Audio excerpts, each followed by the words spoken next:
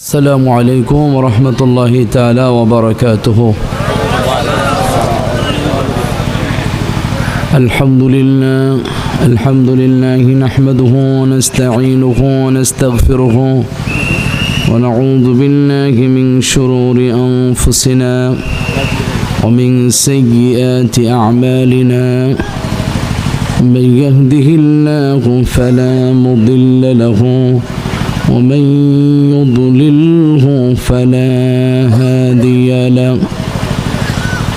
ونشهد أن لا إله إلا الله هو الحي القيوم الذي لا تأخذه سنة ولا نوم، لا ضد له ولا ند له ولا قسيم له ولا عديد له ولا قسيم له ولا شبيه له ولا مثيل له.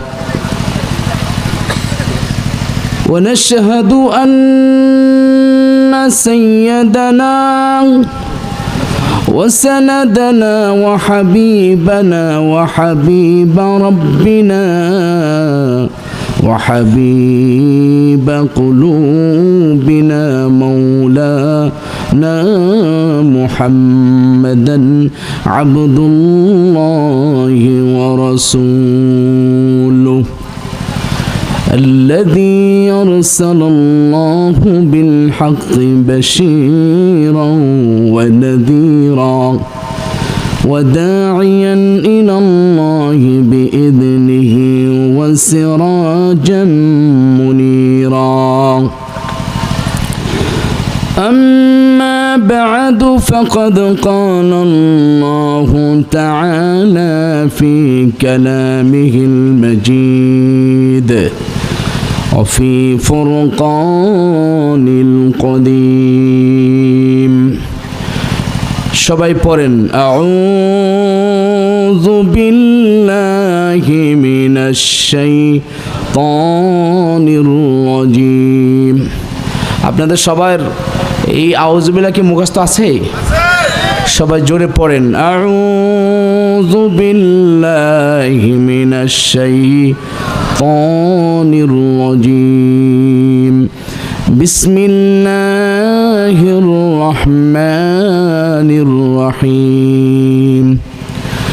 কুল in কানা আবাউকুম ওয়া আবনাউকুম ওয়া ইখওয়ানুকুম وأزواجكم وعشيرتكم وأموال اقترفتموها وتجارة تخشون كسادها ومساكن ترضونها أحب إليكم من الله ورسوله وجهاد في سبيل الله فتربصوا حتى يأتي الله بأمره والله لا يهدي القوم الفاسقين.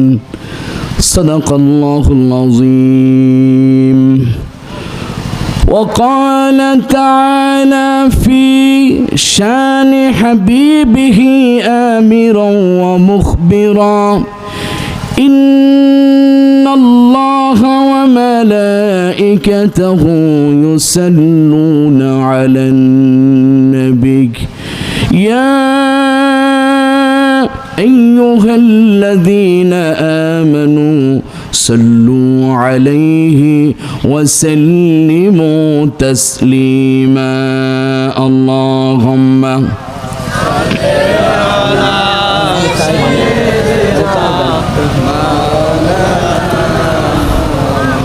وعلى آل سيدنا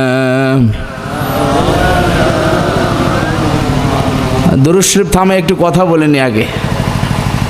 আমরা এদিকে যারা বসছি এদের ভাবটা মনে হয় যেন যাওয়ার জন্য রেডি। আপনারা যাওয়ার জন্য আসছে নাকি বসার জন্য? হাদিসে আল্লাহ রাসূল সাল্লাল্লাহু আলাইহি ওয়াসাল্লাম বলছেন, কোনো মজলিসে যদি কোনো ব্যক্তি ভালো নিতে আসে, শুধু এই আসার কারণে, শুধু আসছে এই কারণে অনেক লোক জান্নাতে যাবে। এবং সেই আশাটা যদি আপনি কমপ্লিটলি আসেন তখনই। তো যেহেতু আমরা আসছি, আমরা একটু ভালো করে সাজিয়ে গুছিয়ে বসলে এই ছোট্ট জিনিস অনেক বড় হয়ে যায়। কালো একজন মানুষকে ভালো পোশাক পরলে ভালো দেখা যায়। তো আমাদের এই মাঠটা এখন মানে সাজানো নাই, কেমন জানি অগোছালো আছে। এখানে পুরা খালি, এদিকে আমরা পুরা ভর্তি আছি। তো আপনারা হাদিসের আরেকটা কথা জানেন, এই যে যেখানে বসছেন আপনি, এই মজলিসটা কিয়ামতের দিন আপনার পক্ষে সাক্ষী দিবে। যদি আপনি আরেকটা জায়গায় বসেন তাহলে ওই জায়গাটাও সাক্ষী দিবে। অথবা আমি যদি জায়গা চেঞ্জ করি তাহলে আমার জন্য লাভ না লস? তাহলে জায়গাটা একটু চেঞ্জ করে এই লাভ নেওয়ার জন্য সকলে একটু পরিবর্তন করি। আমি একটু জিকির দুরূদ শরীফ পড়ব, ফাঁকে ফাঁকে আপনার এখানে আসবেন। দুরূদ শরীফ পড়েন। আল্লাহুম্মা, ওঠেন ওখান থেকে, ওঠেন ভাই প্লিজ ওঠেন। মাওলানা মুহাম্মদ ওয়া আলা আলি মাওলানা মুহাম্মদ, মুহাব্বতে পড়ুন আল্লাহুম্মা। মাশাআল্লাহ, অনেক ভাইরাই ভালো, অনেক ভাইরাই ভালো। তারা দুইটা সাক্ষী নিচ্ছেন, কিয়ামতের দিন দুইটা জমিনে আপনাকে সাক্ষী দিবে, দুইটা স্থান। হ্যাঁ, আল্লাহুম্মা সাল্লি মাওলানা মুহাম্মদ ওয়া আলা আলি মাওলানা। ওই যে কোনা দিয়ে যারা রয়েছেন, আপনি একটু আসেন, আপনাদের জন্য দুইটা জায়গা সাক্ষী হোক, এটা আমিও চাই, আপনিও চান, যে আসুন একটু আসেন। দুরূদ শরীফ পড়েন। আল্লাহুম্মা,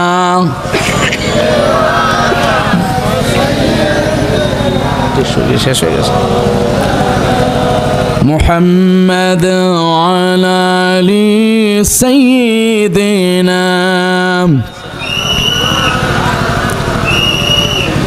রসুল আমার ভালোবাসা, রসুল আমার আলোর আশা, রসুল আমার প্রেম বিরহির মূল আলোচনা, রসুল আমার কাজে কর্মের অনুপ্রেরণা।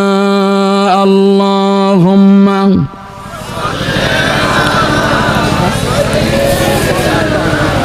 মাওলানা মুহাম্মদ ওয়া আলা আলি।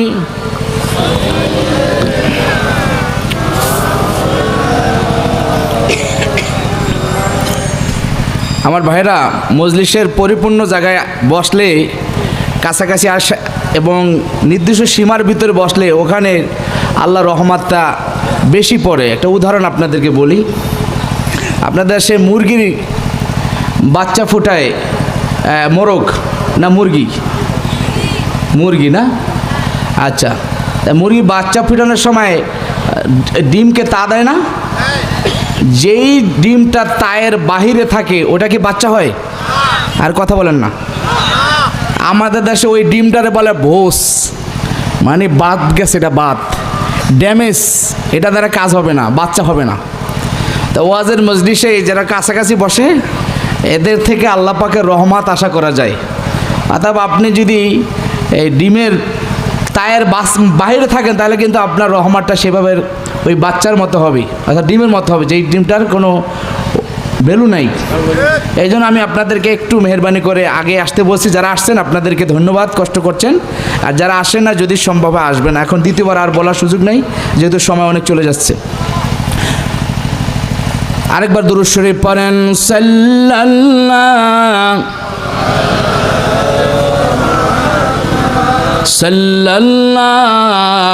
আলাইহি সাল্লাল্লাহু আলা মুহাম্মদ সাল্লাল্লাহু জিকির করেন লা ইলাহা, সবাই লা ইলাহা,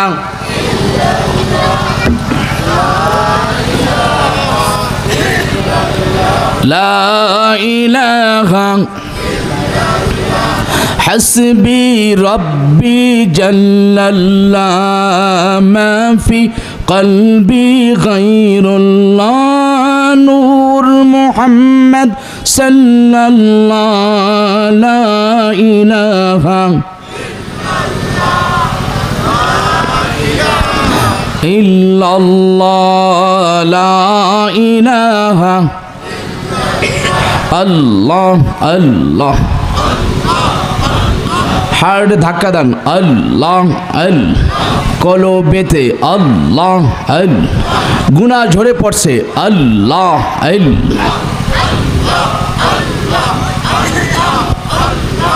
আল্লাহ আল্লাহ বলো বন্দে আল্লাহ আল্লাহ বলো, जिक्र खुदा में क्या लुत्फ छुपाना, मोमिनों की सिवा कोई ना जाने अल्लाह अल्लाह अल्लाह माशाल्लाह अल्लाहु ला इलाहा ইল্লাল্লাহু মুহাম্মাদুর রাসূলুল্লাহ। সবাই পড়ুন সাল্লাল্লাহু, জোরে পড়েন সাল্লাল্লাহু আলাইহি ওয়াসাল্লাম। দারুস সুন্নাত মুহিব্বিয়া দিনিয়া মাদ্রাসা কমপ্লেক্স এর উদ্যোগে ওয়াজ ও দোয়ার মাহফিল, আজকের এই মহতি মাহফিলের মজলিসের সম্মানিত সভাপতি আলহাজ শাহ মোহাম্মদ রিয়াজুল ইসলাম। আলহাজ শাহ মোহাম্মদ শুধু লিখেছেন, তিনি মাওলানাও বটে এবং মুহাদ্দিসও বটে। হযরত মাওলানা শাহ মোহাম্মদ রিয়াজুল ইসলাম, অধ্যক্ষ পাকেরহাট ইসলামিয়া কামিল মাদ্রাসা খানসামা দিনাজপুর, সভাপতি বাংলাদেশ জমিয়তে হিজবুল্লাহ দিনাজপুর জেলা শাখা। আজকের মাহফিলের সম্মানিত সহসভাপতি জনাব মোহাম্মদ আনোয়ার হোসেন, প্রধান অতিথি জনাব মোহাম্মদ আবু বকর সিদ্দিক চৌধুরী, চেয়ারম্যান 4 নং খানসাম খামারপাড়া ইউনিয়ন পরিষদ। এবং আমার সামনে হযরত উলামায়ে কেরাম আমার পূর্বে আলোচনা করেছেন। হযরত মাওলানা মোহাম্মদ আব্দুল গফফার কাসেমি, খতিব মসজিদুত তাকওয়া জামে মসজিদ ঢাকা। আর আলোচনা করছেন হযরত মাওলানা মুফতি আবু সালে নুরি কুয়াকাটা। আরও আলোচনা করেছেন, চমৎকার আলোচনা পেশ করেছেন মাওলানা মোহাম্মদ রেজাউল করিম মুহিব্বি। সকলেই চমৎকার করেছেন। সর্বস্তর ওলামায়ে কেরাম, সুধীজন জ্ঞানীগণ, মুরব্বিয়ানে কেরাম, আমার যুবক ভাইয়েরা, সমবয়সী বন্ধুরা, ছোটো কচিকাচারা, দূর এবং কাছ থেকে যারা মাইকের আওয়াজ শুনছেন, সর্বস্তরের শ্রোতাদেরকে আলোচনার প্রারম্ভ ইন্ট্রোডাকশনেই একবার সালাম পেশ করছি, সালাম বিনিময় করছি আরেকবার। আসসালামু আলাইকুম ওয়া রাহমাতুল্লাহি তাআলা ওয়া বারাকাতুহু। লক্ষ কোটি শুকর, আরও বেশি অনেক বেশি আনলিমিটেড শুকরিয়া, আনলিমিটেড সেজদা পেশ করছি ওই আল্লাহ সুবহানাহু ওয়া তাআলা এর দরবারে, যিনি আমাদেরকে পৃথিবীর 230টি রাষ্ট্রের 191টি স্বাধীন রাষ্ট্রের অন্যতম স্বাধীন রাষ্ট্র বাংলাদেশ, সে দেশের একজন সুনাগরিক হওয়ার তৌফিক দিলেন। যে দেশে টেকনাফ থেকে তেঁতুলিয়া 3.5 লক্ষ মসজিদে দৈনিক 5 বার আজানে ধ্বনি হয়। এত ঘন মসজিদ, এত ঘন বসতি পৃথিবীর আর দ্বিতীয় কোনো রাষ্ট্র নেই যেটা বাংলাদেশে আছে। এবং বাংলাদেশের ঢাকা শহরকে বলা হয় মসজিদের শহর। এদেশের একজন সুনাগরিক হওয়ার তৌফিক যে রব্বুল আলামিন আমাকে আপনাকে দিলেন। এবং আজকের এই মোবারক ওয়াজ এবং দোয়ার মাহফিলে আসতে বসতে সব ধরনের অনুকূল পরিবেশ যে রব্বুল আলামিন দিচ্ছেন, এ পর্যন্ত বসতে জিকির আজকার করতে, নবীজির শানে দরুদ এবং সালাম জপতে যে রব্বুল আলামিন তৌফিক দিচ্ছেন, ওই আল্লাহকে রাজি এবং খুশি করার জন্যে দিলের সবটুকুন ভালোবাসা উজাড় করে, দিল খুলে উচ্চ আওয়াজে দ্রাস কণ্ঠের সাথে কণ্ঠ মিলে রাতের নীরব নিস্তব্ধতাকে ভেঙে দিয়ে সিংহের মতো গর্জন করে সমস্বরে সকলে পড়ুন আলহামদুলিল্লাহ। আপনাদের আওয়াজে বোঝা গেছে আপনারা দুপুরবেলা টাইটলি খান নাই, ভালো করে খেয়েছেন তো? খেলো, সেটা অনেক রাত্র হয়ে গেছে তো, অনেকটা চলে গেছে। তারপর আপনাদের যারা বলছেন এটা মাশাআল্লাহ অনেক ভালো আওয়াজে বলছেন, কিন্তু একবার যদি কোনো ব্যক্তি আল্লাহ এবং রাসূলকে খুশি করার জন্যে আলহামদুলিল্লাহ বলে, সুবহানাল্লাহ বলে, এই পৃথিবীর আয়তন হলো 51,01,05,000 বর্গমাইল, এই বিশাল জগৎটা সওয়াবে পরিপূর্ণ হয়ে যায়। জোরে কান সুবহানাল্লাহ। আর একটু জোরে। এই জন্য আমরা প্রথমে শুকরিয়া আদায় করে নিলাম মহান রব্বুল আলামিনের। দরুদ এবং সালাম, সব দরুদ এবং সালাম সেই নবী দুজাহানের জন্য যাকে আল্লাহ পাক আজ থেকে 1500 বছর পূর্বে সর্বশ্রেষ্ঠ নবী এবং রাসূল করে পাঠিয়েছেন। সেখান থেকে শুরু করে আজ পর্যন্ত কোনো নবী তারপরে নেই, এখনও নাই, কিয়ামত পর্যন্ত কোনো নবী আসতেছেন, আসবে না। সেই নবীর প্রতি যাকে আল্লাহ রাব্বুল আলামিন বলেছেন ইয়াসিন, যাকে বলেছেন মুজাম্মিল, যাকে বলেছেন তাহা, যিনি সাইয়্যিদুস সাকালাইন, ইমামুল হারামাইন, ইমামুল কিবলাতাইন, জাদ্দুল হাসান অল হুসাইন, আফতাবে নবুয়া, শাহানশাহ রিসালা, নূরুন নবী, হায়াতুন নবী, জিন্দা নবী, রহমাতুল লিল আলামিন নবী মুহাম্মদুর রাসূলুল্লাহ। সেই নবীর উপরে দরুদ এবং সালাম। আমি আজকে আপনাদের সামনে কথা বলবো কোরআনে কারীমের অন্যতম সূরা সূরাতুত তাওবা এর 24 নম্বর আয়াত, যেখানে আল্লাহ রাব্বুল আলামিন আমাদেরকে বলছেন 8টা জিনিস তোমাকে আল্লাহ এবং রাসূল এবং আল্লাহর রাস্তায় চলতে বাধা দিবে। কয়টা জিনিস? সবাই বলেন। 8টি জিনিস। এই যে আমার হাতে দেখেন, এখানে 5 আর এখানে 3, মোট কয়টা?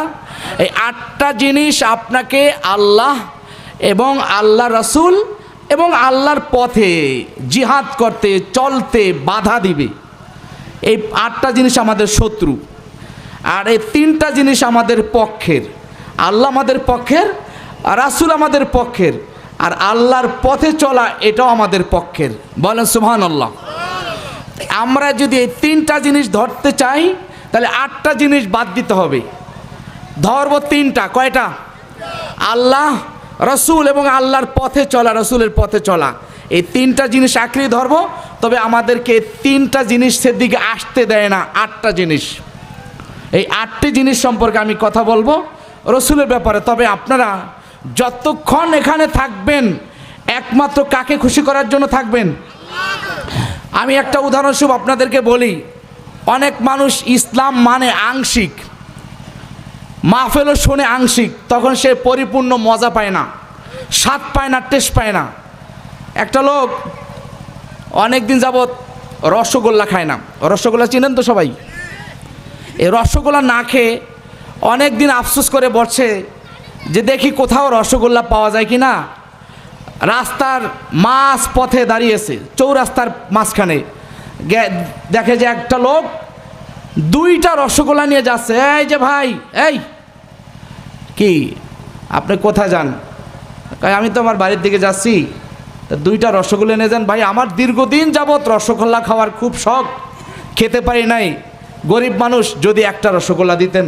কয় ভাই, আমি যে কত নম্বর ধনী বোঝেন না, 2টা রসগোল্লা নিছি, আমার কাছ থেকে আপনার চেয়েছেন, এ রসগোল্লা দেওয়া যাবে না। কয় না ভাই দেন। অনেক কাকুতি মিনতি পরে একটা রসগোল্লা বের করে দিছে। খাওয়ার পরে কয় ভাই, যেই টেস্ট লাগছে, অনেক মজা রে ভাই, যদি ওইটাও দিতেন। কয় ভাই, আপনার তো একটা দিয়ে বিপদে পড়ছি, একটা দিলাম আপনার কাকুতি মিনতির কারণে, 2টা দিয়ে আমার আর কিছু থাকে? কয় না ভাই দেন, আমি অনেক দিন যাবৎ এই রসগোল্লা খাওয়ার জন্য কাকুতি মিনতি নিয়ে বসে আছি, আশা নিয়ে বসে আছি, যদি 2টা দিতেন, ওইটাও দিতেন। কয় না, ওইটা দেওয়া যাবে না। অনেক করার পরে, বলার পরে কয় ঠিক আছে, তোমার দিতে পারি একটা পদ্ধতিতে। কি পদ্ধতি? কয় তুমি পলিথিনের উপর দিয়ে একটু চাটা দাও।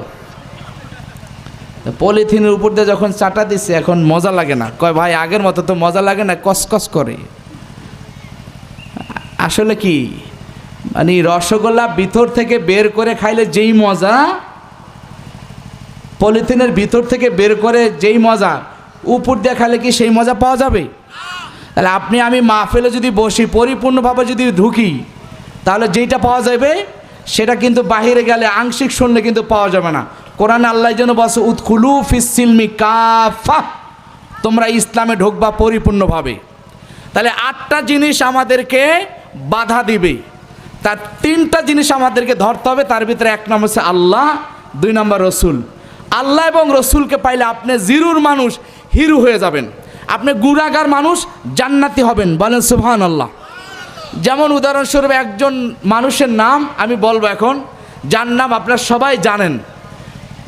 লোকটা হচ্ছেন আল্লাহ রাসূল সাল্লাল্লাহু আলাইহি ওয়াসাল্লামের দরবারের একজন আল্লাহ রাসূলের খুব কাছের মানুষ, যিনি অত্যন্ত কুৎসিত কালো মানুষ ছিলেন। কিন্তু আল্লাহ এবং রাসূলকে ভালোবাসার কারণে এই কালো মানুষটা সবচেয়ে ভালো হয়েছে। 3 জন মানুষ পৃথিবীতে বেশি কালো, কিন্তু 3 জন মানুষ আল্লাহর কাছে বেশি ভালো। বলেন সুবহানাল্লাহ। কয়জন মানুষ? আরো বলেন। 3 জন। একজনের নাম হযরতে বেলাল রাদিয়াল্লাহু তাআলা, এই নামটা সবাই জানেন। আরেকজনের নাম হচ্ছে হযরতে ওমর রাদিয়াল্লাহু তাআলা আনহুর গোলাম মাহজা। আরেকজন হচ্ছে লোকমান আলাইহিস সালাতু ওয়াসসালাম। এই 3 জন মানুষ অধিক কালো, কিন্তু আল্লাহর কাছে অধিক ভালো। এটা সুবহানাল্লাহ কইবেন না? আচ্ছা, আমি এর ভিতরে কালো একজনের কথা বলবো, হযরতে বেলাল রাদিয়াল্লাহু তাআলা। লোকটা কালো ছিল, কিন্তু আল্লাহ এবং রাসূলকে বেশি ভালোবাসার কারণে এই জিরু মানুষটা হিরো হয়েছে। ইভেন ওনার কারণে আল্লাহ রাব্বুল আলামিন সূর্যটাকে অফ রাখছে। বলেন সুবহানাল্লাহ। কখন অফ রাখছে? বিশ্ব নবী দেখলেন বেলাল রাদিয়াল্লাহু তাআলা আজান দেওয়ার সময় আশহাদু আল্লা ইলাহা ইল্লাল্লাহ,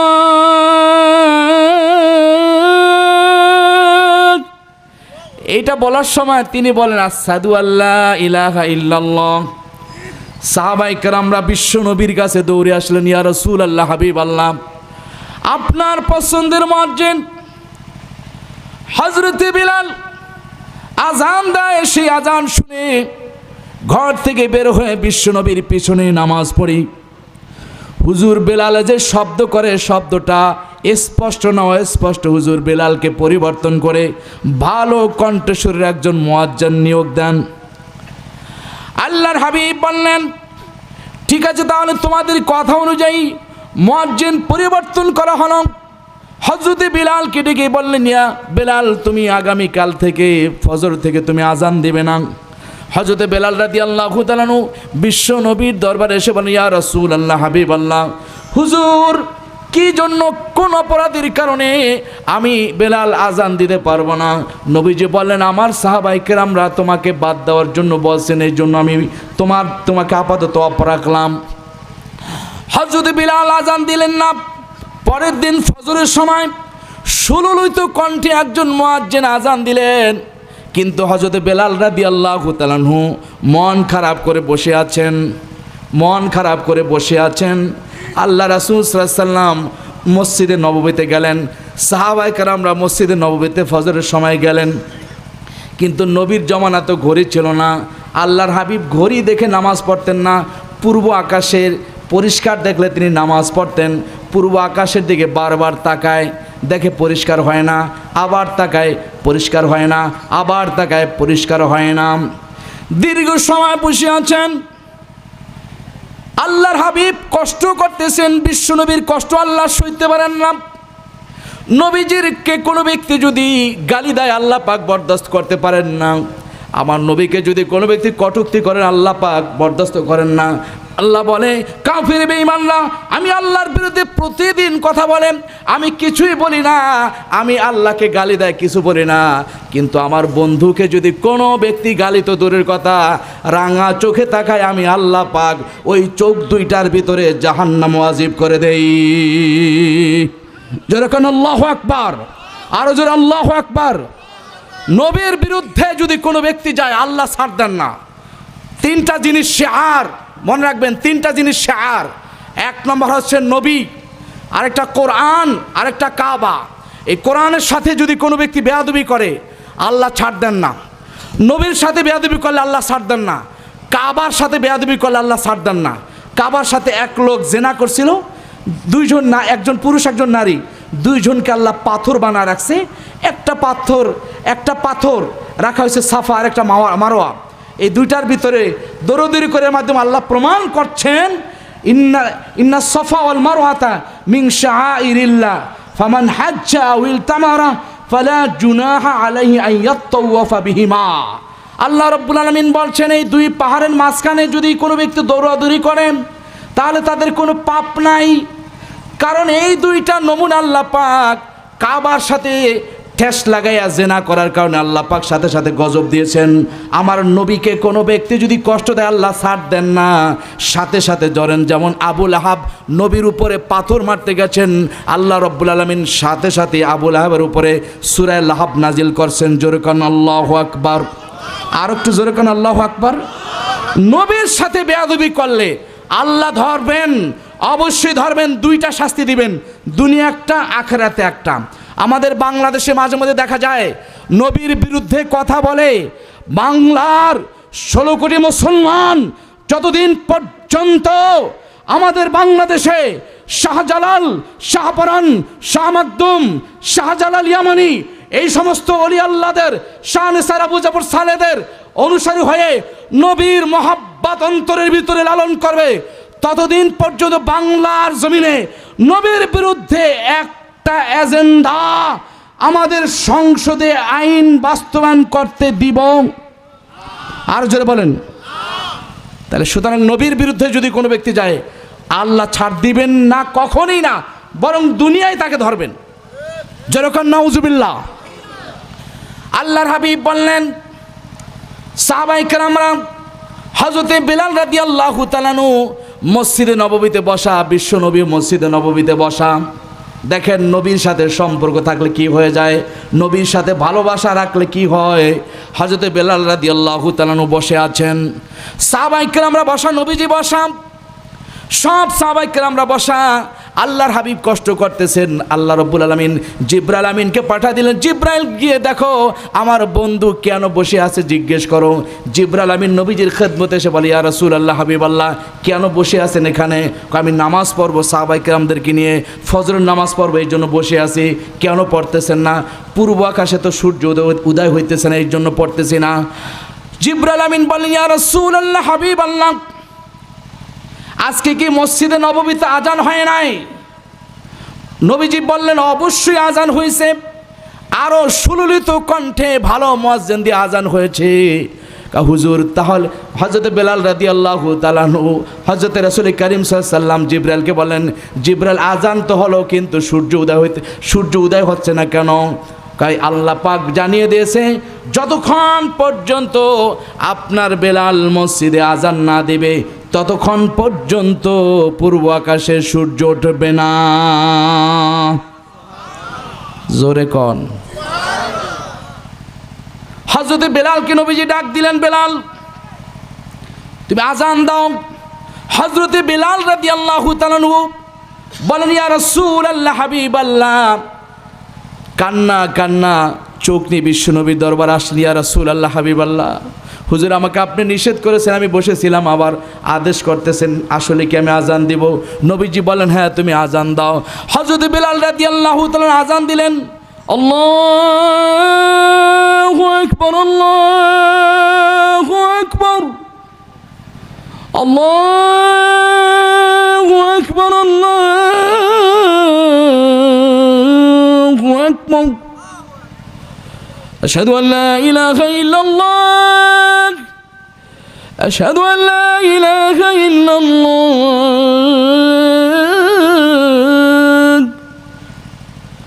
আশহাদু আন্না মুহাম্মাদার রাসূলুল্লাহ, আশহাদু আন্না মুহাম্মাদার রাসূলুল্লাহ।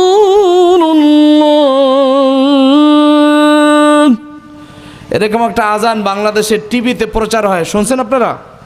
শোনেন নাই? আবার রেডিওতে একটু অন্য ভিন্ন আজান দেয়, একটু শুনাই। আশহাদু আল্লা ইলাহা ইল্লাল্লাহ। আজান শব্দ দিলাম না। হযরত বেলাল রাদিয়াল্লাহু তাআলা আজান দিলেন। আজান শেষ হইতে না হইতেই পূর্ব আকাশে সূর্যটা উঠে গেল, সূর্য উঠতে শুরু করলো। আল্লাহর হাবিব পূর্ব আকাশের দিকে তাকিয়ে ফজর নামাজের জন্য মসজিদে দাঁড়িয়ে গেলেন। আল্লাহ রাব্বুল আলামিন বিশ্বনবীকে জানিয়ে দিলেন, আমার হাবিব এই কালো লোক বেলাল যদি আজান না দিত কিয়ামত পর্যন্ত পূর্ব আকাশে কোনোদিন সূর্য উদিত হতো না।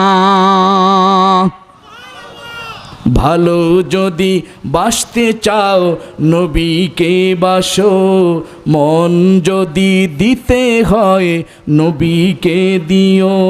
ভালো যদি বাসতে হয় নবীকে বাসো, মন যদি দিতে হয় নবীকে দিও। তোমার কষ্ট যন্ত্রণা নবী সইতে পারেন না, তোমার কষ্ট যন্ত্রণা নবী সইতে পারেন না। সেই নবীর শানে দুরুদ পড়িও। বলেন ভালো যদি বাসতে চাও নবীকে, বলেন সবাই, ভালো যদি বাসতে চাও নবীকে বাসো, মন যদি দিতে হয় নবীকে দিও। তোমার কষ্ট যন্ত্রণা নবী সইতে পারেন না, তোমার কষ্ট যন্ত্রণা নবী সইতে পারেন না। সেই নবীজির শানে দুরুদ পড়িও। বলেন আলহামদুলিল্লাহ। আমার ভাইয়েরা, এজন্য কোরআনে কারিম আল্লাহ রাব্বুল আলামিন বলেছেন, কুল ইন কানা آباؤكم وأبناؤكم وإخوانكم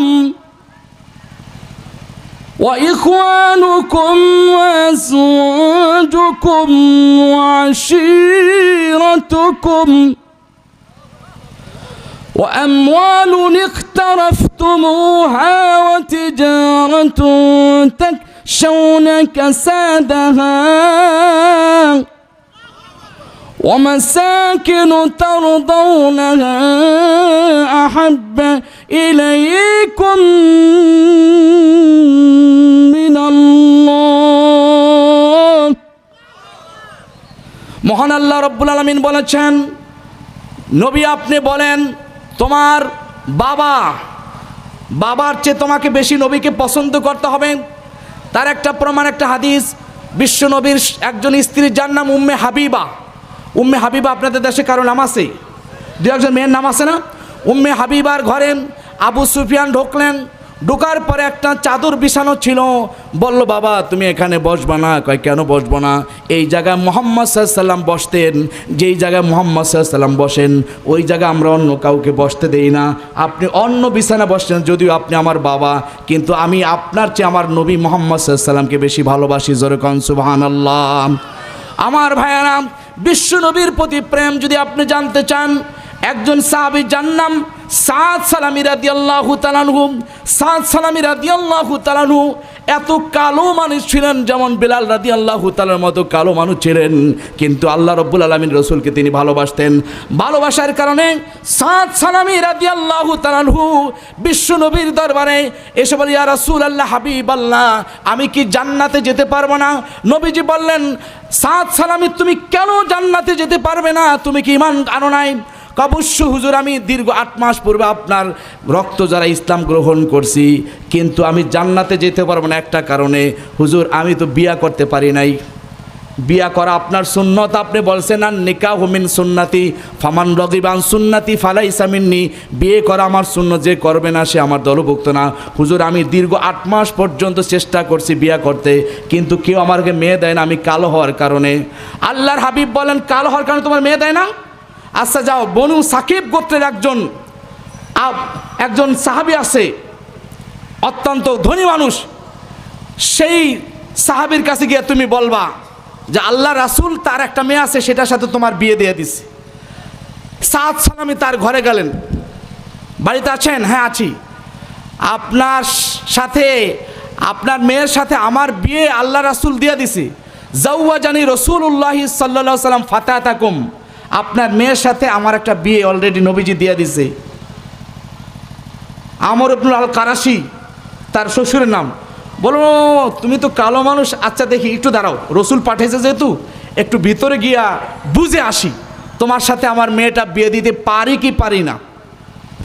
ভিতর থেকে বুঝে আসে, বলল যে না 19 আর 20 হলে পারতাম, 18 20 হলে পারতাম, 16 20 হইলেও পারা যায়, এটা তো আকাশ পাতাল ব্যবধান, তোমার কাছে আমার মেয়ে মানায় না। আমার মেয়ে সব দিক দিয়ে ভালো, সুন্দরী সুশ্রী টাকাওয়ালা, আমি আল্লাহ আমাকে সব দিয়েছেন, তোমার কাছে আমার মেয়ে বিয়া দিতে আমি চাই না, তুমি চলে যাও।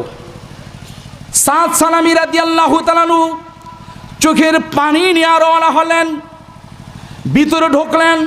ঢুকার পরে তার মেয়ে জিজ্ঞেস করলেন, আমর ইবনুল আল কারাশির মেয়ে জিজ্ঞেস করলেন, বাবা কি খবর, কে আসছে? কয় তোমার বিয়ের প্রস্তাব নিয়ে একজন ছেলে আসছে, কে পাঠাইছে? মেয়ে ভিতর থেকে শুনছে, জ্ঞানী মেয়ে তো, শুনে বলে কে পাঠাইছে? কয় মুহাম্মদ সাল্লাল্লাহু আলাইহি ওয়াসাল্লাম।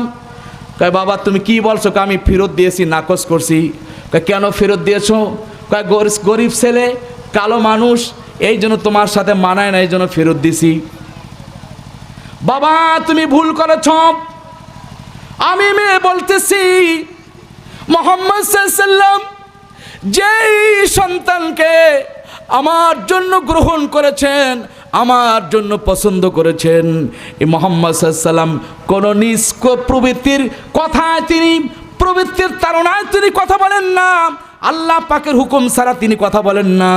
কোরআনে আল্লাহ বলেছেন ওয়ামা ইয়ানতিকু আনিল হাওয়া ইন হুয়া ইল্লা ওয়াহায়ুন ইউহা।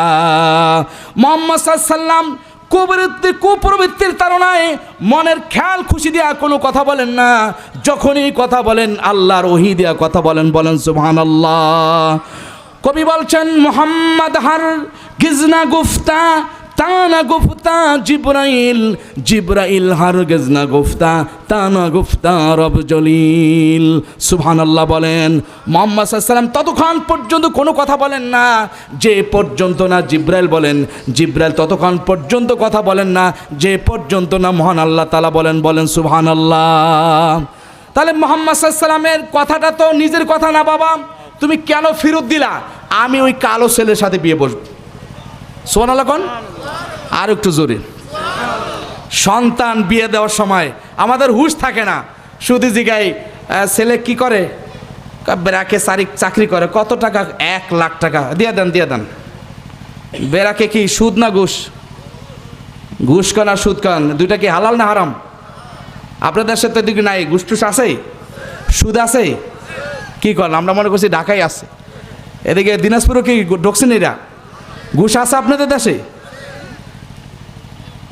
এক লোকের জিজ্ঞাসা করছে আপনি কি সুদে টাকা লাগান? কয় হুজুর সুদে লাগে হালকা পাতলা। তা হালকা পাত কীভাবে? কয় আমি সুদে টাকা পাই মোট 50,000, আমি 25,000 টাকা নিজে খাই আর 25,000 টাকা আল্লাহ রাস্তা দিই। তাই আল্লাহ রাস্তা দিই কেন? কয় 25,000 টাকা আল্লাহ রাস্তা দিই আমার গুনাহ এটা কাটার জন্য, আর নিজে যেটা খাই এটা তো গুনাহ হয়, ওই গুনাহ কাটা যাবো, আর আমি মাঝে মাঝে নামাজ পড়ি, ওই সব আর গুনাহ কাটাকাটির পরে নামাজ দিয়ে এমনি জান্নাতে যাবো। জোরে কন নাউজুবিল্লাহ। আর একটু জোরে কন।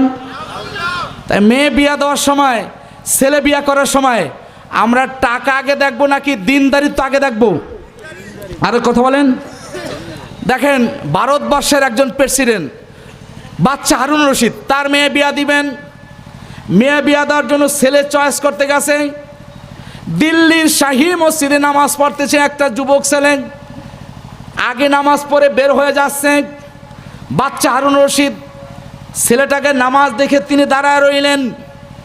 নামাজের পরে ছেলে 2 হাত তুলে আল্লাহর দরবারে কাঁদতেছেন, আল্লাহ আমারে মাফ করে দাও, আল্লাহ আমারে মাফ করে দাও। অনেকক্ষণ মোনাজাতের পরে চোখের পানি নিয়ে মোনাজাত শেষ করছে। ইতিমধ্যে পিছনে দাঁড়িয়ে আছে বাচ্চা হারুন রশিদ। নামাজ শেষে যুবকরা ডাক দিছে, যুবক এদিকে আসো, আমার একটা কথা। কি কথা? আমার চিনছো? হ্যাঁ আপনি আমাদের দেশের প্রেসিডেন্ট। চিনি না, আপনি আমাদের বাদশা। আমার একটা মেয়ে আছে, মেয়েটাকে অনেকে বিয়ে করার জন্য প্রস্তাব দিছে, আমি কাউকে দেই নেই, এখন নিয়ত করছি তোমার সাথে মেয়েটা বিয়ে দিব। যুবক হাউমাউ করে কান্না করলেন, হারুন রশিদ আপনি এত বড় রাষ্ট্র, দিল্লির প্রেসিডেন্ট, আমি একজন গরিব ঘরের সন্তান, আমার কাছে আপনার সন্তানটা, আপনার মেয়েটাকে কেন বিয়ে দিবেন? কি দেখছেন? হারুন রশিদ চোখের পানি রাখতে পারলেন না। যুবক রে, আমি দেখলাম যেই যুবক দীর্ঘ সময় সিজদা দিয়ে বসে থাকে, দীর্ঘ সময় রুকু দিয়ে বসে থাকে, দীর্ঘ সময় আমার আল্লাহর কাছে মোনাজাত দিয়ে কথা বলে, ওই যুবকের চাইতে ধনী সন্তান এই ভারতবর্ষের ভিতরে নাই। আমি তার কাছে আমার মেয়েটা তুলে দিতে চাই। তো জোরে কোন সুবহানাল্লাহ। যুবক বলে আপনি কি আসলে বিয়া দিতে চান আমার কাছে? হ্যাঁ, তুমি রেডি হয়ে যাও। পরের দিন বিশাল আয়োজনের ভিতরে সবার সামনে তিনি ডাক ডোল পিটায় বললেন আমার মেয়ের বিয়া ঠিক। সবাই বলতেছে বাচ্চা হারুন রশিদের মেয়ের বিয়ে কত জানি ভালো সন্তান পেয়েছে, ভালো জামাই পেয়েছে। সবাই যখন জামাই দেখতে আসলো, দেখে একটা গরিব ঘরের সন্তান, যার টাকা পয়সা কিছুই নাই, দেখতো মানানসই না, শুধুমাত্র তার একটা জিনিস আছে, তার বুক ভরা নবীর প্রেম আছে। জোরে কোন সুবহানাল্লাহ। আর একটু জোরে কোন সুবহানাল্লাহ, আরো জোরে কোন সুবহানাল্লাহ। নবীর প্রেম যদি কোনো ব্যক্তির অন্তরে থাকে, নবীর প্রেম যদি কোনো ব্যক্তির অন্তরে থাকে, এটা একটা memory card, anti memory card. ওই লোকটা তখন গুনাহ থাকে না, তার গুনাহ থাকে না, গুনাহ চলে যায়। নবীর প্রেম যদি কোনো ব্যক্তির সিনার ভিতরে থাকে, ওই ব্যক্তির গুনাহগুলো সব সময় মাফ হইতে থাকে। জোরে কোন সুবহানাল্লাহ। এটা কোরআনের আয়াত দিয়ে আপনাদেরকে এখন বলবো, এখনই বলবো। কোরআন সূরা আল ইমরানের 31 নম্বর আয়াতে আল্লাহ রাব্বুল আলামিন বলেছেন, কুল ইন কুনতুম তুহিব্বুনাল্লাহা ফাত্তাবিউনি ইউহিব্বুকুমুল্লাহু ওয়া ইয়াগফির লাকুম যুনুবাকুম ওয়াল্লাহু গফুরুর রহিম।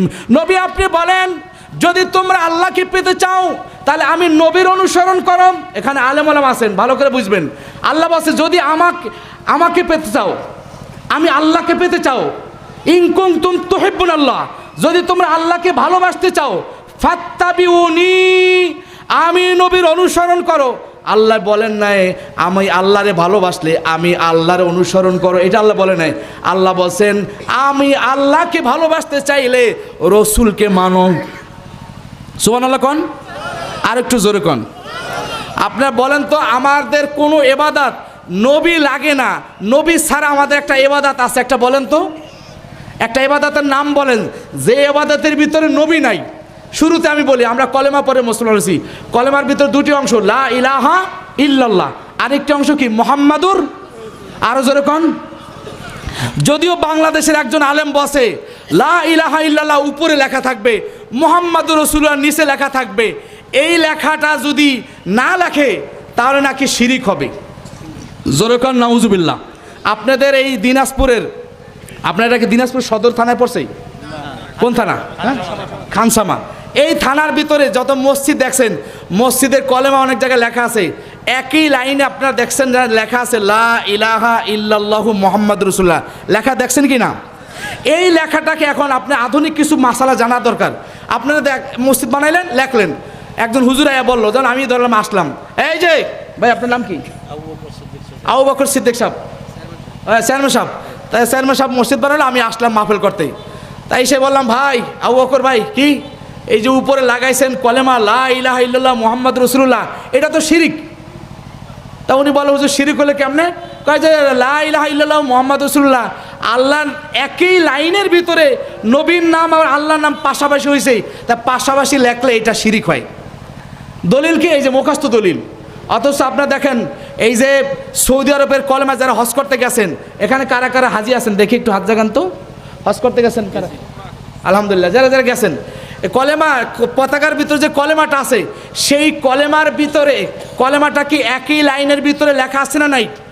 সেই একই লাইনের ভিতরে লা ইলাহা ইল্লাল্লাহু মুহাম্মাদুর রাসূলুল্লাহ লেখা, আর দুই পাশে দুইটা তরবারি দেওয়া আছে সৌদি পতাকার ভিতরে।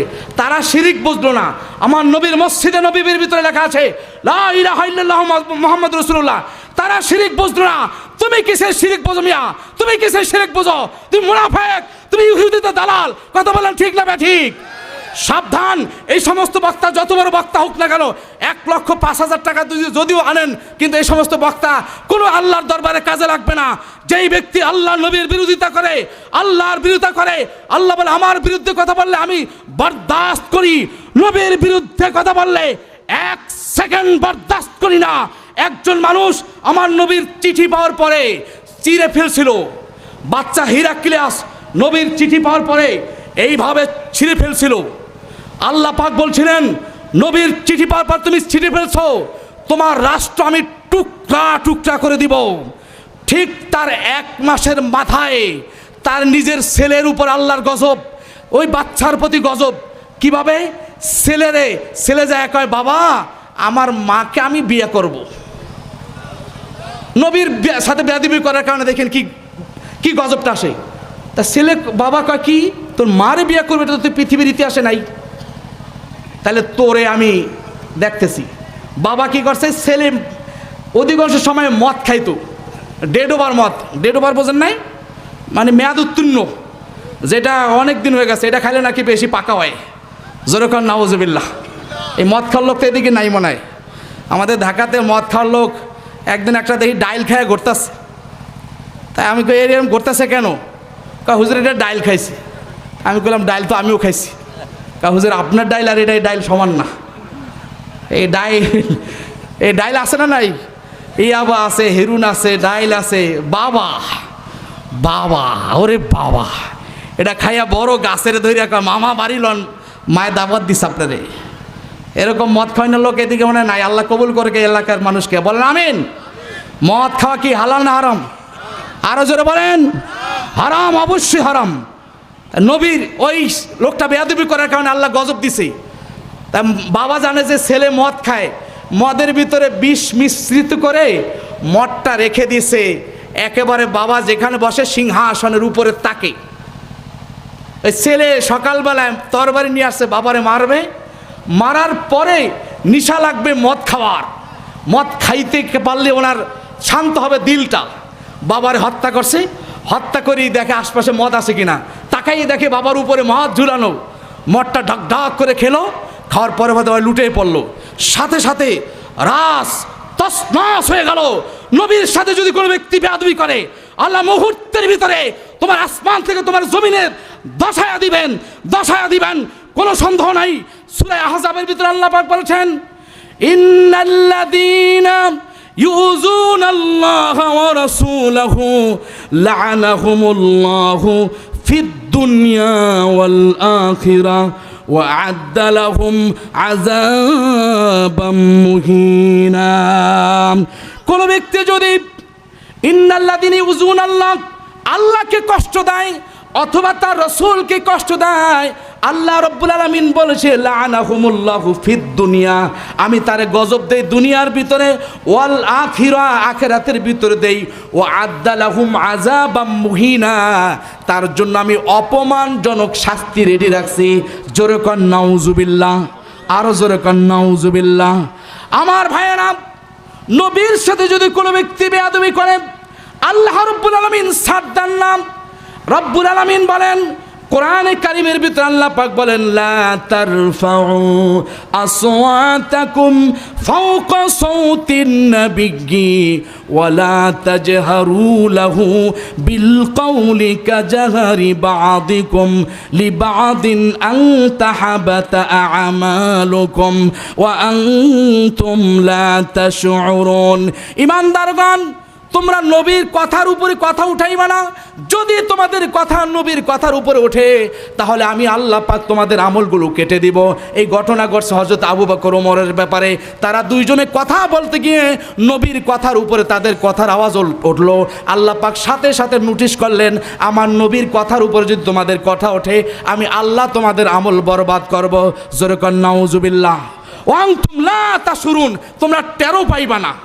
এই জন্য কবি নজরুল একজন সাধারণ মানুষ, কিন্তু আল্লাহ তার সিনার ভিতরে নবীর প্রেম প্রেম দেয়া দিছে। এই জন্য নবীর প্রেমের কথা তিনি বুঝলেন আর তুমি বোঝো না। এই জন্য তিনি বলছেন তাওহীদেরই মুর্শিদ আমার মুহাম্মাদেরই নাম, মুর্শিদ মুহাম্মাদেরই নাম, ওই নাম জপলি আমি বুঝতে পারি খোদারি কালাম, মুর্শিদ মুহাম্মাদেরই নাম। বলেন আলহামদুলিল্লাহ, আরো জোরে বলেন আলহামদুলিল্লাহ। বাচ্চা হারুন রশিদ বললেন আমি তোমার কাছে মেয়ে বিয়া দিব। মনে আছে ঘটনাটা? সব আয়োজন রেডি, সবাই বলতেছে বাচ্চা হারুন রশিদ আপনি কার কাছে বিয়া দিবেন? গরিব ছেলে। যদিও ছেলেটা গরিব কিন্তু তার ভিতরে নবীর প্রেম আছে, এই জন্য সে চোখের পানি ছেড়ে প্রতিদিন কান্দে, আমার একমাত্র মেয়েকে তার হাতে তুলে দিব। তাহলে আপনি সন্তানকে বিয়ে দেওয়ার সময়, বিয়ে করার সময় আগে চয়েস করবেন নামাজি কিনা। আমরা আমাদের সন্তানকে বিয়ে দেওয়ার সময়, করার সময় নামাজি যাচাই করব। কারা কারা দুই হাত তুলে দেখান নামাজি কিনা, আমরা দেখবো যাচাই করবো কিনা। দুই হাত তুলে নারে তাকবীর, আর জোরে নারে তাকবীর, নারে রিসালাত। হাত নামান। হযরত সাদ সালামি রাদিয়াল্লাহু তাআলা আনহু বললেন আমি যখন আমার বিয়ের প্রস্তাব নাকচ করলাম, আমর ইবনুল ওয়াহাব আল কারাশি, এই কালো সাহাবীর ঘটনা, তখন আমি ফিরে আসলাম রসুলের দরবারে, এসে বললাম ইয়া রাসূল আল্লাহ, হাবিব আল্লাহ, আমর ইবনুল ওয়াহাব আল কারাশি আমার কাছে তার মেয়ে বিয়া দিবে না। কেন আমার কাছে? এই জন্য বিয়া দিবে না, আমি কালো, কুৎসিত, গরিব মানুষ, আমার কাছে মেয়ে বিয়া দিবে না। কিন্তু মেয়ে তার বাবাকে বলল বাবা দ্রুত তুমি নবীর দরবারে যাও, তোমার বিরুদ্ধে কোরআন আয়াত নাজিল হওয়ার আগে, নতুবা আমিও তোমার বিরুদ্ধে কিয়ামতের দিন আল্লাহর দরবারে আসামি করব, তোমার বিরুদ্ধে অভিযোগ দিব যে আমার মেয়ে, আমি মেয়ে সুন্দরী হওয়ার পরও ওই কথাটা আমি মানব যেটা আমার নবী বলেছেন, আমার বাবা আমার কথা শোনেন নাই। বাবা তুমি দ্রুত দৌড় দাও। আমর ইবনুল ওয়াহাব আল কারাশি দৌড় দিয়ে গেলেন নবীর দরবারে, গিয়ে দেখেন সাদ সালামি রাদিয়াল্লাহু তাআলা আনহু কালো মানুষ নবীর দরবারে বসে চুপচাপ বসে আছেন আর চোখের পানি ছাড়ে, আরে আমি বিয়ে করতে পারবো না গরিব হওয়ার কারণে, নবীর কথায় আসার কারণে বিয়ে করতে পারবো না, এই জন্য তিনি চোখের পানি ছেড়ে খাদেন। আমর ইবনুল ওয়াহাব আল কারাশি ঘরের ভিতরে ঢুকে নবীকে সালাম দিলেন, জিজ্ঞাসা করলেন ইয়া রাসূলুল্লাহ, হাবিব আল্লাহ, আপনি কি কোনো সন্তানকে পাঠাইলেন? নবী বললেন তুমি কি সেই আমর ইবনুল ওয়াহাব আল কারাশি? জি হুজুর। তুমি কি আমার প্রস্তাবকে নাকচ করছো? জি হুজুর। কেন? কালো ছেলে, গরিব, এই জন্য হুজুর নাকচ করছিলাম। এখন আসলে কেন? হুজুর আমার স্ত্রী, আমার মেয়ে, এই সন্তানকে আপনি নবী পাঠানোর কারণে তারা রাজি আছে। আমিও দেখলাম যে যদি আমি রাজি না হই তাহলে আমার বিরুদ্ধে আল্লাহর আয়াত নাজিল হবে, এই জন্য আমি সিদ্ধান্ত পরিবর্তন করে আপনাকে জানানোর জন্য আসছি। আল্লাহর হাবিব বললেন এরে আমর ইবনুল ওয়াহাব আল কারাশি, তুমি জানো মুহাম্মদ সাল্লাল্লাহু আলাইহি ওয়াসাল্লাম নিজের কোনো কথা বলেন না যতক্ষণ পর্যন্ত মহান রব্বুল আলামিন আমাকে না বলেন। সুতরাং তোমার সিদ্ধান্ত যেটা দিয়েছিলাম এটা আল্লাহর পক্ষ থেকে আসছে, তোমার মেয়েটা বিয়ে দিয়ে দাও।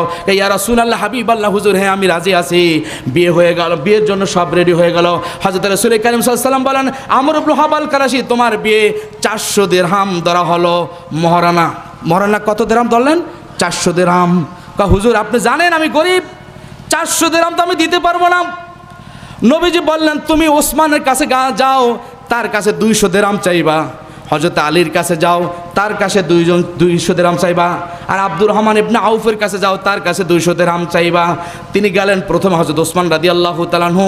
ওসমান রাদিয়াল্লাহু তাআলা আনহুর কাছে যাওয়ার পরে ওসমান রাদিয়াল্লাহু তাআলা আনহু 2 চোখের পানি ছেড়ে বললেন আরে সাদ সালামি, তুমি কালো মানুষ কিন্তু তুমি নবীর দরবারে যেদিন আসছো তোমার প্রতি আমার এত বুক ভরা মহব্বত জন্মেছে। যেদিন দেখছি একটা কালো মানুষ নবীর দরবারে আসে সেদিন থেকে আমার সিদ্ধান্ত হলো নবীর দরবারে কালো মানুষ হইলে সেটা আসে কালো হয়ে কিন্তু যাওয়ার সময় ভালো হয়ে যায়। সুবহানাল্লাহ বলেন। নবীর দরবারে একটা লোক আসলো, যেই লোকটা বেশি কালো, লোল পড়তেছে, লোল পড়ে। আল্লাহর হাবিব বলল তুমি কি ঈমান আনছো? কাজী হুজুর, হুজুর ঈমান আনছি। নবীজি বুকের ভিতরে জড়ায় ধরলেন, ধরার পরে বলল হুজুর এই জীবনের প্রথম আমার বুকের ভিতরে আপনি জড়ায় ধরলেন, মুখ দিয়া লোল পড়ার কারণে কোনো ব্যক্তি আমার কাছেই আসে না। আল্লাহর হাবিব বললেন সাহাবীরা তোমার অন্তরের ভিতরে আল্লাহ পাকের তাওহীদের নূরের বাতি ঝলঝল করে জ্বলতেছে, আমি মুহাম্মদ সাল্লাল্লাহু আলাইহি ওয়াসাল্লাম সেটা লক্ষ্য করলাম। এই জন্য আমি তোমাকে বুকের ভিতরে জড়াইছি। আমি কালো মানুষকে নেই নাই, আমি জান্নাতি মানুষকে বুকের ভিতরে জড়ায় ধরছি। বলেন সুবহানাল্লাহ। সাদ সালামি হযরত ওসমানের কাছে যাওয়ার পরে ওসমান রাদিয়াল্লাহু তাআলা 200 দিরহাম দিলেন, ফাআতাহু ওয়াজাদা, আরো এক্সট্রা কিছু বাড়ায়া দিলেন। হযরত আলীর কাছে গেলেন, ফাআতাহু ওয়াজাদা, তিনি 200 দিরহাম দিলেন, আরো কিছু বাড়ায়া দিলেন, এক্সট্রা কিছু দিলেন। হযরত আব্দুর রহমান ইবনে আউফের কাছে গেলেন, ফাআতাহু ওয়াজাদা, তিনি 200 দিরহাম দিলেন, আরো কিছু বাড়ায়া দিলেন। প্রায় 7 থেকে 800 দিরহাম নিয়ে এই একটা জামার আস্তিনের ভিতরে নবীর দরবার আসলো। হুজুর এই যে টাকা। নবীজি বললেন 400 দিরহাম রাখো, বাকি টাকা নিয়ে মসজিদে নববীতে, মসজিদে মদিনার বড় যে মার্কেটটা ওখানে যাও, ভালো জিনিসগুলো তোমার স্ত্রীর জন্য কিনো। কালো সাহাবী এই টাকাগুলো নিয়ে মসজিদের নববীর পাশে বড় একটা মার্কেট, সেখানে গেলেন, ভালো চোখ ধাঁধানো জিনিস কিনতেছে, অনেক দামি দামি কাপড় গহনা ইত্যাদি কিনতেছে।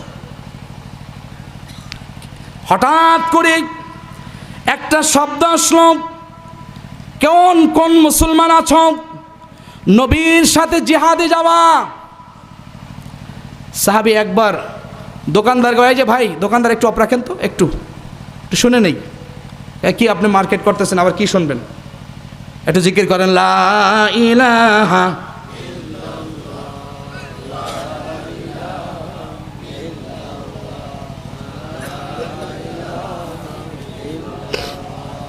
লা ইলাহা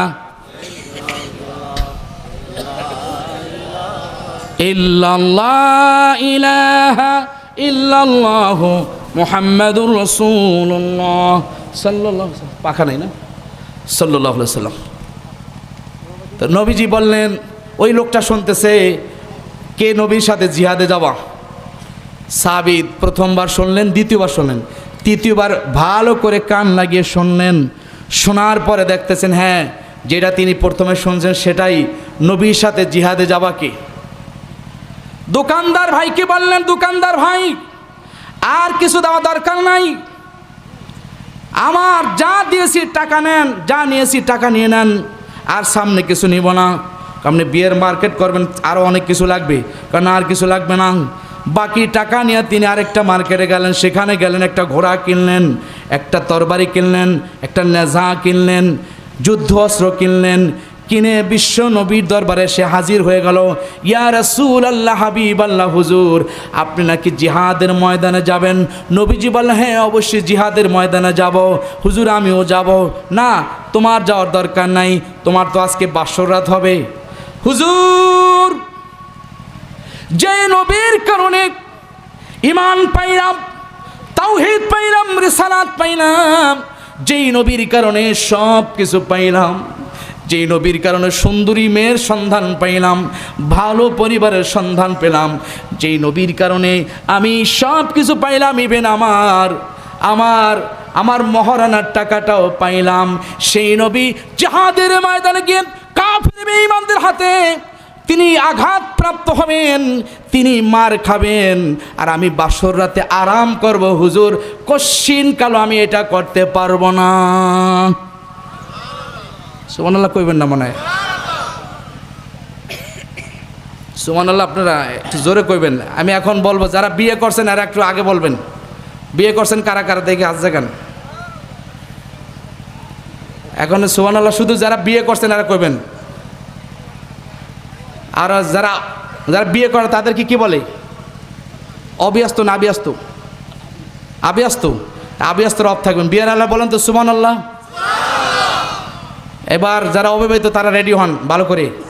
যারা বিয়ে করেন নাই আপনারা জোরে বলেন সুবহানাল্লাহ। কাজ হয় না, না না, এতে চলবো না। এতে আপনারা জিহাদ করবেন কীভাবে এই আওয়াজ দিয়া? সাধারণত জিহাদের ময়দানে অবিবাহিতদেরকে নেওয়া হয়, যুবকদেরকে। কথা বলেন ঠিক না ভাই? ঠিক। আর আগে যে অবস্থা, জিহাদ তো দূরের কথা, এরা ছোট কি বলে বেলুন, এগুলো পড়লে দৌড় দিমল। সবাই মিলা জোরে কান সুবহানাল্লাহ। আচ্ছা, এবার আমরা সাদ সালামি রাদিয়াল্লাহু তাআলা বললেন, হুজুর আমি যেতে অবশ্যই পারবো আপনার সাথে, আমার বিয়ের চাইতে আপনি নবীর সাথে জিহাদে যাওয়া বড়। আল্লাহর হাবিব বললেন, কেন তুমি জিহাদের ময়দানে যাবে? আমি তোমাকে পারমিশন দিলাম না, তোমার জিহাদ করা লাগবে না।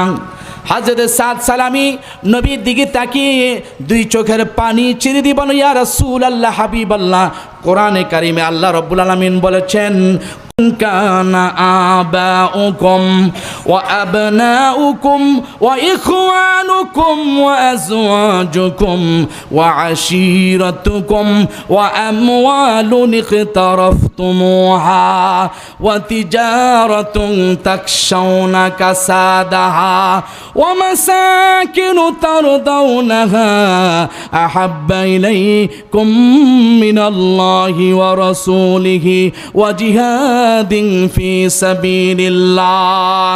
যতক্ষণ পর্যন্ত তোমার বাবা, তোমার সন্তান সন্ততি, তোমার ভাই, তোমার পরিবার, তোমার অর্জিত সম্পদ, তোমার ব্যবসায়িক জিনিস, তোমার পছন্দের বাড়িটা ইত্যাদি জিনিস থেকে 8টা জিনিসের চেয়ে যদি আল্লাহকে এবং তার রাসূলকে বেশি পছন্দ না করো, তাহলে তুমি মুমিন হতে পারবে না।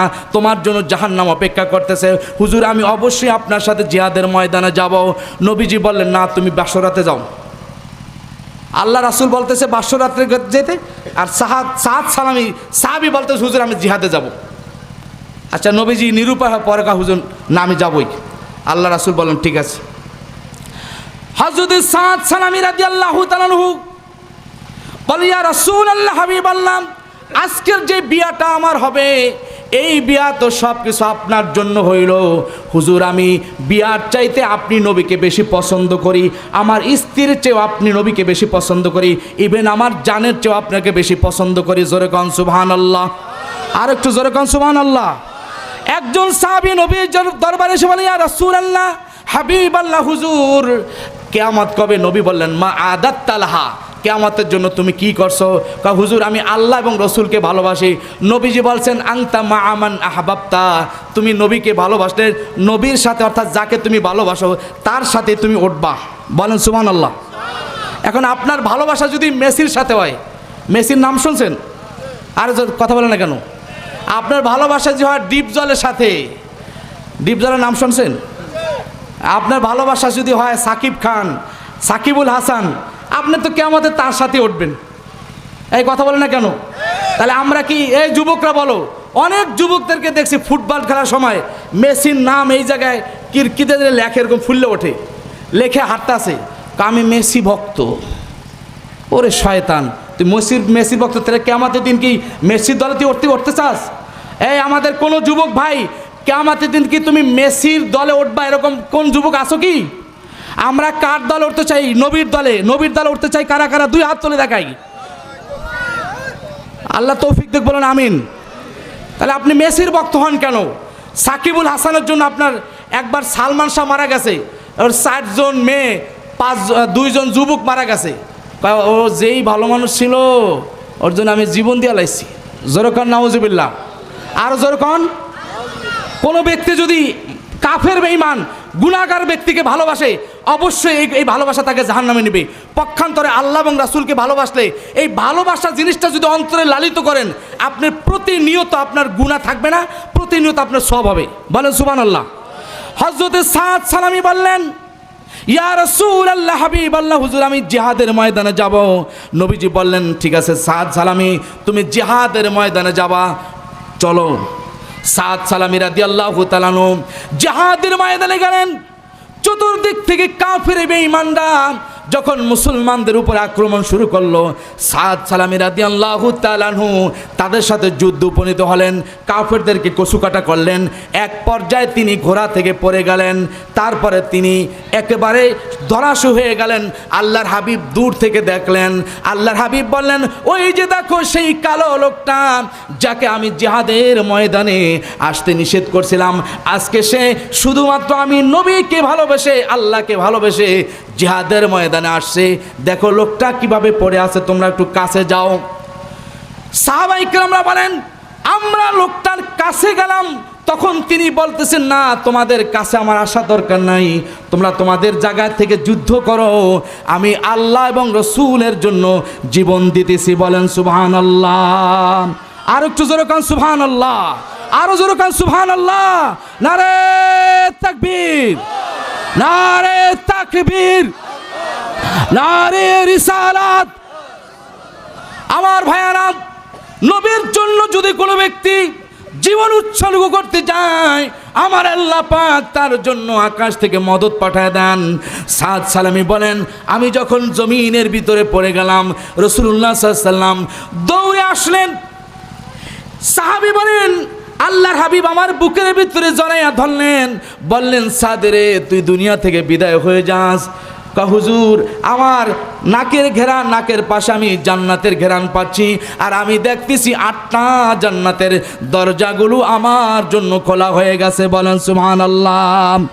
আল্লাহর হাবিবের দিকে সাদ সালামি দুই চোখের পানি ছেড়ে বলে, ইয়া রাসূলুল্লাহ, হাবিব আল্লাহ, হুজুর আমার জন্য দোয়া করেন। নবীজি চোখের পানি রাখতে পারলেন না। নবীজি দুই চোখের পানি ছেড়ে সাদকে বলেন, সাদ রে, তোর সাথে আমার সাথে হাউজে কাউসারের পারে দেখা হয়ে যাবে। এখন তুমি চলে যাও, তোমার সাথে আমার সাথে হাউজে কাউসারের পারে দেখা হবে। হযরত সাদ রাদিয়াল্লাহু তাআলা শহীদ হয়ে গেলেন।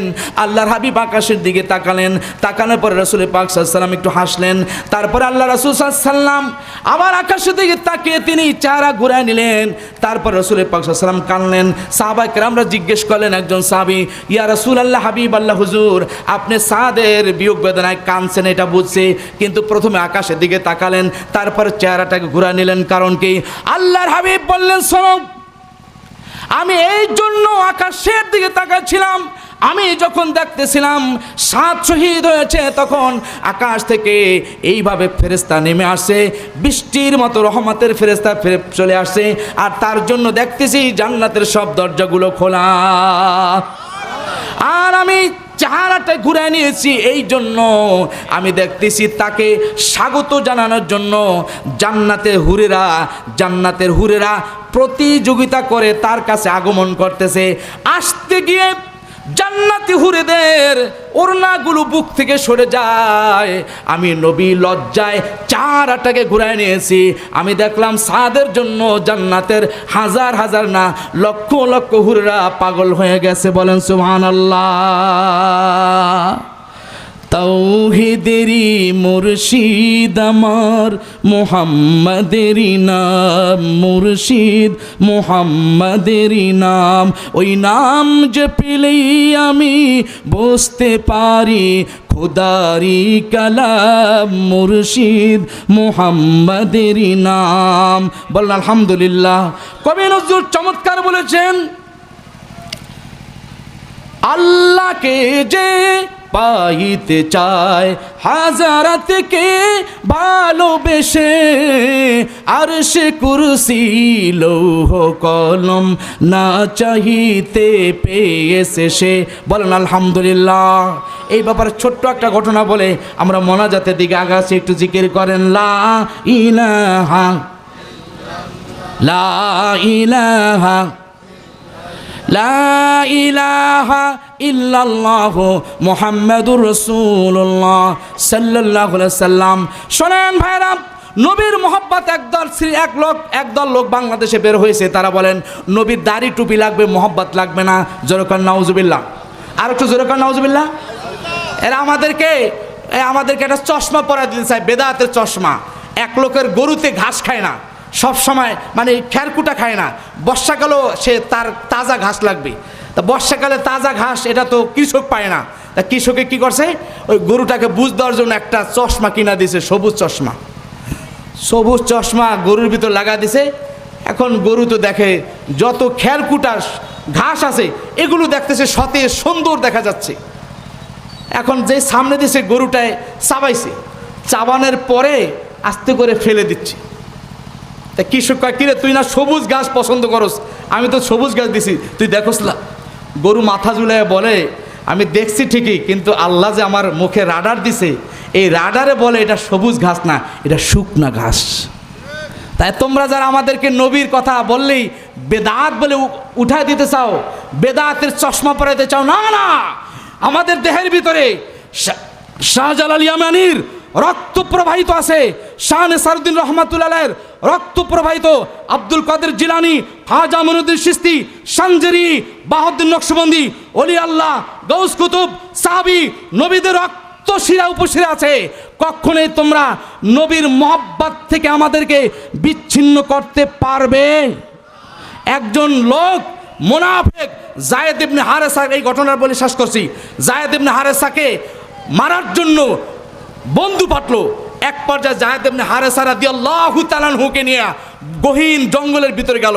কা দোস্ত আমরা একটু ঘুমাই, মুনাফিক তো আসলে মারবে, তরবারি নিয়ে গেছে, ঘুমানোর ভান ধরছে, আর আসলে মুসলমান সে ঘুমাইছে, কিন্তু মুনাফিক এই তরবারি বের করে তাকে জবাই দিবেন, কতল করবেন। ইতিমধ্যে মুসলমানের ঘুম ভেঙে গেল। কিরে মুনাফিক, তুই কি আমার মারবি? হ্যাঁ তোমাকে মারবো। কেন? তোমারে মারলে মোহাম্মদ কষ্ট পাইবে, তুমি মোহাম্মদকে বেশি ভালোবাসো, আর আমি চাইতে তোমার সাথে মোহাম্মদের বিচ্ছিন্ন হোক, তোমার খবরটা জানাই দিই মোহাম্মদকে, যাতে মোহাম্মদ কষ্ট পায়। তখন তিনি বললেন কি, আল্লাহ ইয়া রহমান আগিসনি, এ আল্লাহ তুমি সাহায্য করো। জিব্রাইল আমিনকে আল্লাহ বলেন, জিব্রাইল যাও, আমার ওই বান্দা নবীর মোহাব্বত করছে, এরে বাঁচাও। জিব্রাইল আমিন উপর থেকে দেখছেন মুনাফিক জবাই এরকম, আমার দিকে তাকান, কোপ দিতেছে উপর থেকে, গহীন জঙ্গলে কেউ নাই, দুইজন ছাড়া। উপর থেকে জিব্রাইল আমিন বলতেছে, এই মুনাফিক মারিস না, যায়েদ ইবনে হারেসাকে মারিস না। মুনাফিক পিছনের দিকে তাকায়, ডানে তাকায়, বামে তাকায়, কোনো মানুষ পাচ্ছে না। মুনাফিক ভাবলে আমি কি মনে হয় ভুল দেখছি, আবার তরবারি চালাইতে যায়। পিছন দিক থেকে বলে, এই মুনাফিক কশ্চিন কালো যায়েদ ইবনে হারেসাকে মারিস না।